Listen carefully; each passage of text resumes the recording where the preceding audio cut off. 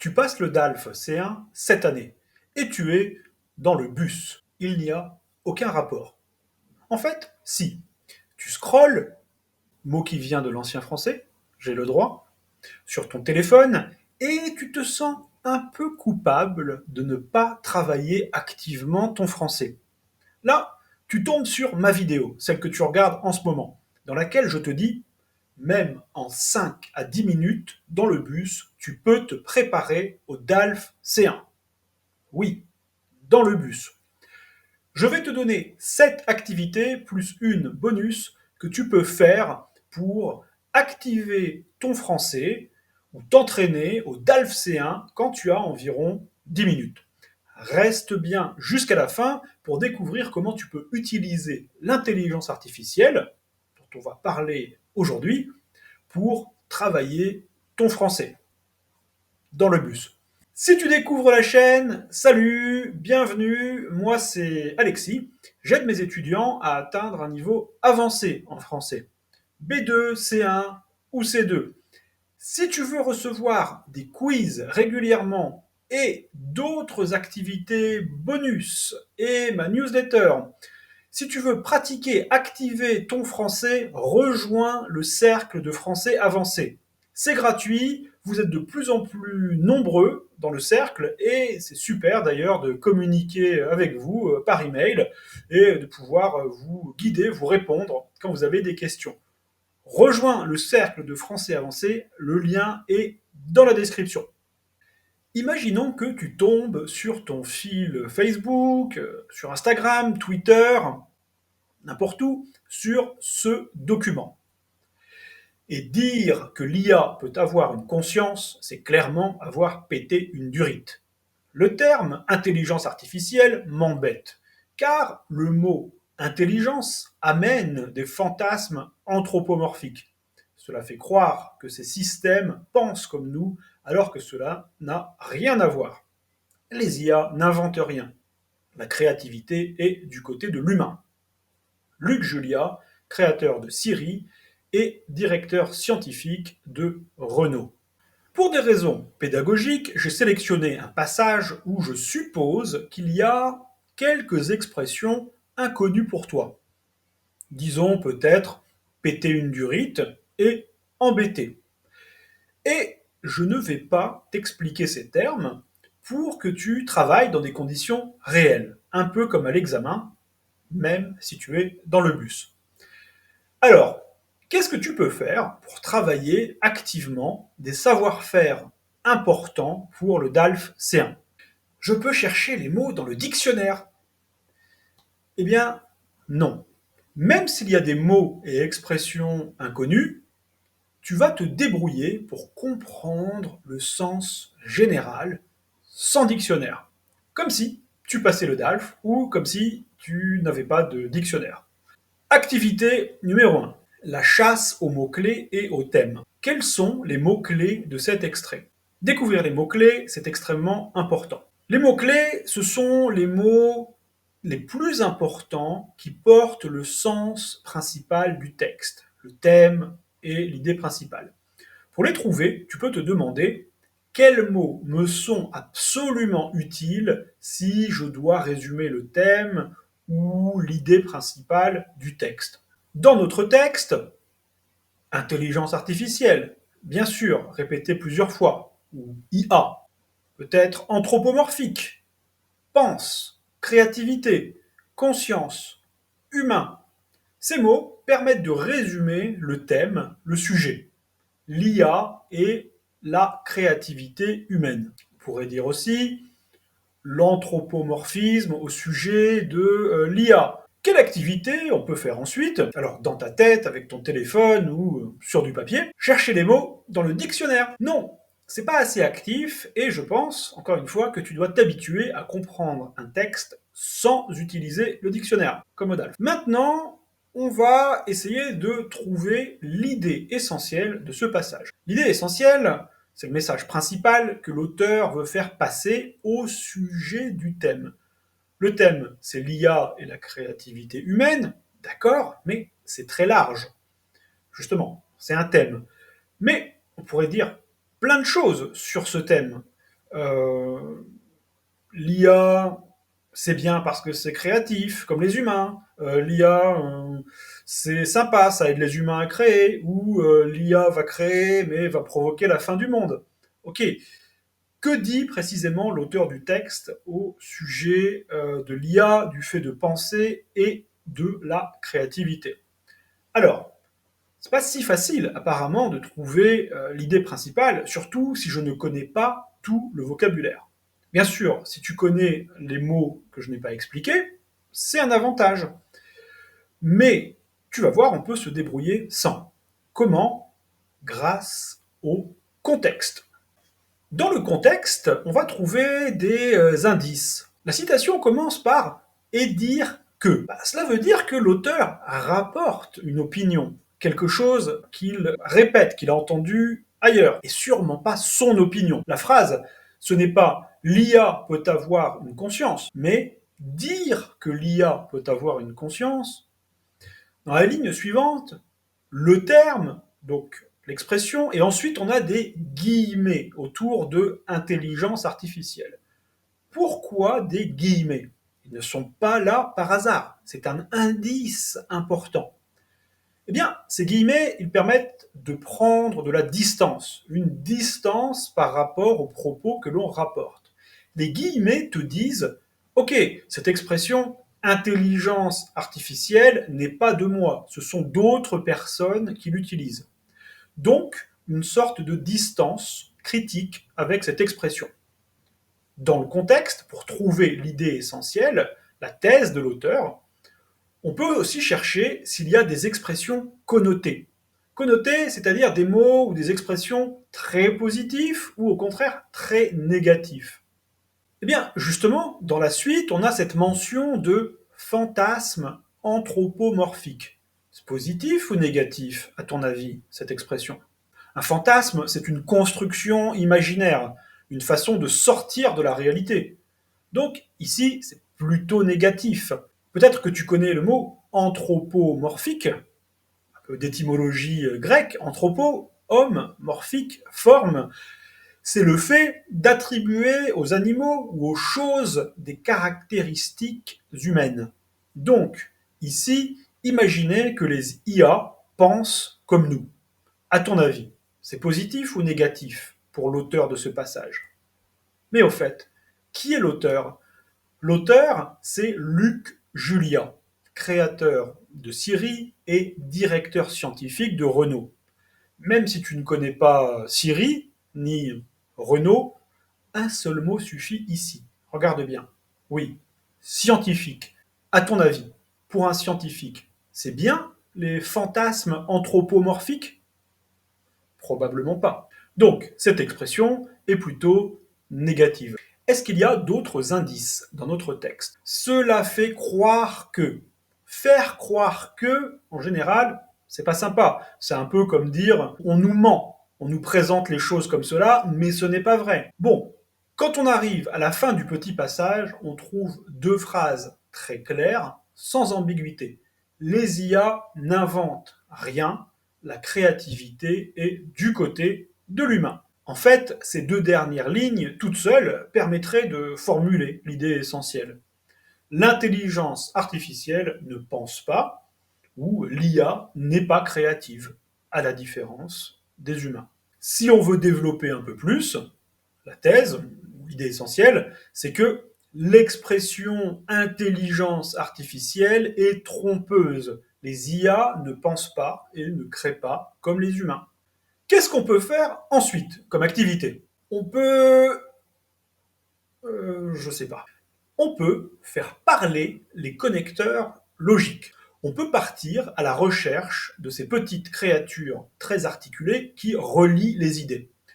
Tu les connais, ce sont les connecteurs logiques. Les connecteurs, ce sont des mots ou des expressions qui marquent les relations entre les idées. Ils permettent de rendre plus explicite ce qui est dit et les relations entre les différentes idées.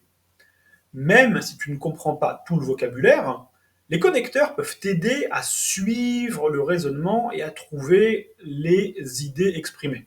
On y va. Tout au début du texte, on a le terme intelligence artificielle, car le mot intelligence amène des fantasmes anthropomorphes.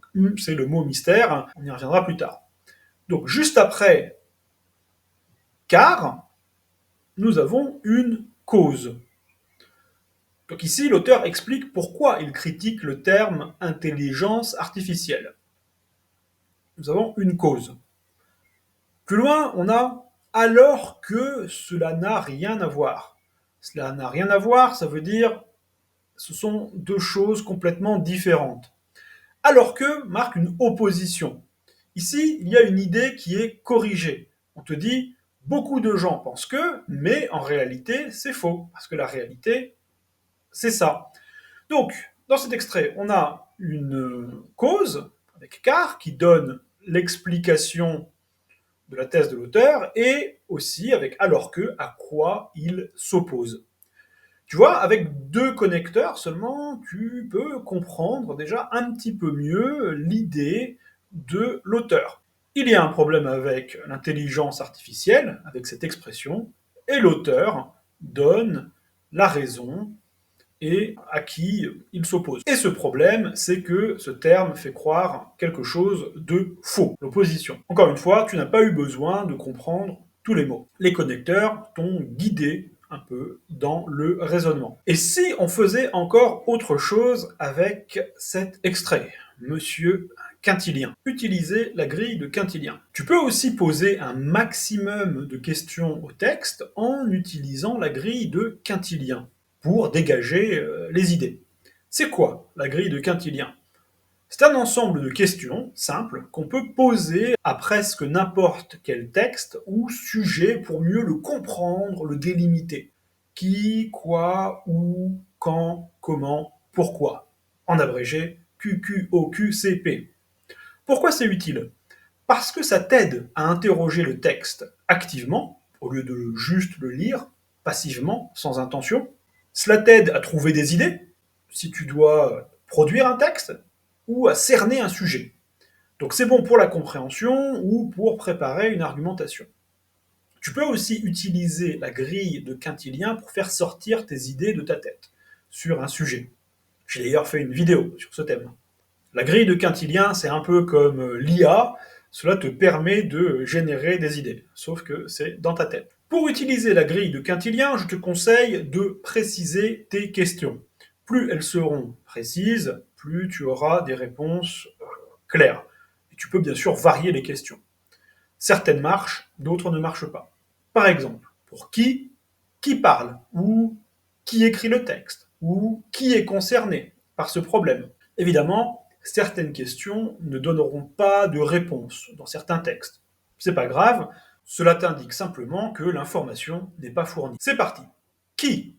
Qui écrit? Luc Julia, créateur de Siri et directeur scientifique de Renault. Quoi? De quoi parle-t-on?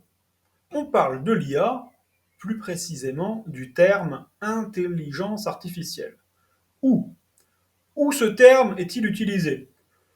C'est pas indiqué directement, mais on peut le déduire. C'est utilisé dans le discours public, dans les médias, dans les discussions sur la technologie, et bien sûr dans les entreprises qui produisent ces IA génératives. Quand? Quand cela se passe? Bien aujourd'hui, à notre époque. Bon, question pas très intéressante. Comment? Pas vraiment d'idée. Comment ça va, Luc? Bon, on passe. Pourquoi? Pourquoi le thème intelligence artificielle pose problème pour Luc Julia? Ou encore, pourquoi Luc Julia critique le terme intelligence artificielle? Réponse, parce qu'il entraîne des fantasmes anthropomorphiques et laisse croire que les IA pensent comme nous, ce qui est faux. Bon, tu vois, la grille de Quintilien, c'est une façon de faire sortir des idées du texte ou de ta tête sur un sujet donné, si tu dois écrire. Pour le DALF, par exemple. Ok, maintenant, je vais te proposer une petite activité cruciale pour le DALF C1, notamment pour la synthèse. Et non, ce n'est pas chercher les mots dans le dico. Reformuler, vite fait, bien fait. Bien sûr, on peut reformuler de plein de façons. Reformuler, ça veut dire dire la même chose avec d'autres mots, ou en gardant l'idée, utiliser une autre formulation.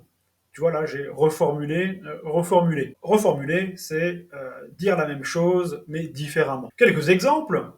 Selon Julia, employer le mot intelligence à propos des IA est trompeur, car cela induit que les machines auraient une pensée ou une conscience semblable à la nôtre. Ou encore, pour Luc Julia, les IA n'ont rien de comparable à l'intelligence humaine, elles ne pensent pas et elles sont incapables d'inventer. Ou bien, Luc Julia remet en cause l'expression intelligence artificielle, car elle pousse les gens à projeter sur les machines des capacités humaines qu'elles n'ont pas, la pensée et la créativité.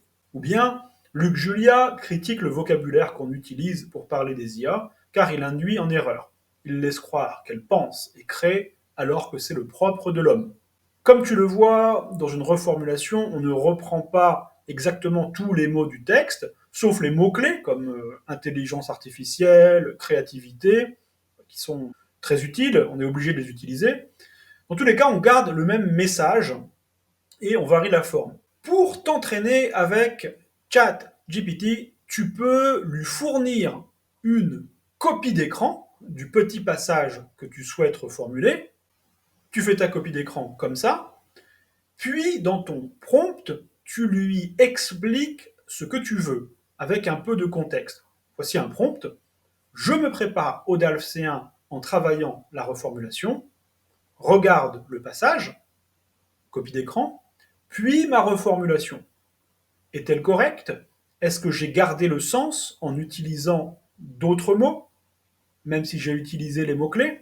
Je te copie le prompt en description, n'hésite pas à faire CTRL-C, CTRL-V pour l'utiliser directement, et tu regardes ensuite ce que ChatGPT te dit, et tu peux continuer à lui poser des questions. Il va te dire si c'est une bonne reformulation ou pas. Ce qui est important, c'est pourquoi, pour savoir ce que tu dois changer éventuellement. Bon, autre activité, tu peux aussi réagir à cette idée essentielle que tu as trouvée et travailler une autre compétence fondamentale, l'argumentation. Donne ton avis, argumente. Maintenant, tu connais bien l'idée de Luc, Julia. Dans ce passage, l'expression intelligence artificielle est trompeuse, car elle suggère que l'IA pense et crée comme les humains, ce qui n'est pas le cas. Mais maintenant, ce serait sympa de travailler rapidement l'argumentation, compétence fondamentale pour le DALF C1, et c'est facile. Pour cela, tu peux juste te poser une question. Est-ce que je suis d'accord ou pas avec cette idée? Pour argumenter, tu peux suivre ce modèle, ta position, ta raison ou justification, et ton exemple. Voyons deux exemples possibles. Je suis d'accord avec Luc Julia. Je ne crois pas que les IA soient créatives. En effet, les grands modèles de langage sont entraînés sur des données humaines et ne font que du recyclage. Par exemple, lorsque ChatGPT écrit une chanson, elle n'est pas originale, car il ne fait que combiner ce qu'il a trouvé dans le répertoire humain. Mais bien sûr, tu peux ne pas être d'accord. Je ne suis pas de l'avis de Monsieur Julia. Certaines IA créent des œuvres originales, comme des images ou des musiques qu'on n'aurait pas pu prévoir. On peut donc parler d'une forme de créativité, même si elle est différente de celle des humains. Je me rappelle avoir été très ému en écoutant une chanson créée par l'IA. Et tu peux aussi poster ton commentaire sous le post pour partager ton avis ou même copier ce texte dans ChatGPT et débattre avec lui. Débattre de l'IA avec l'IA. C'est bizarre, non? Attention, peut-être que ChatGPT aura un petit biais, ou pas.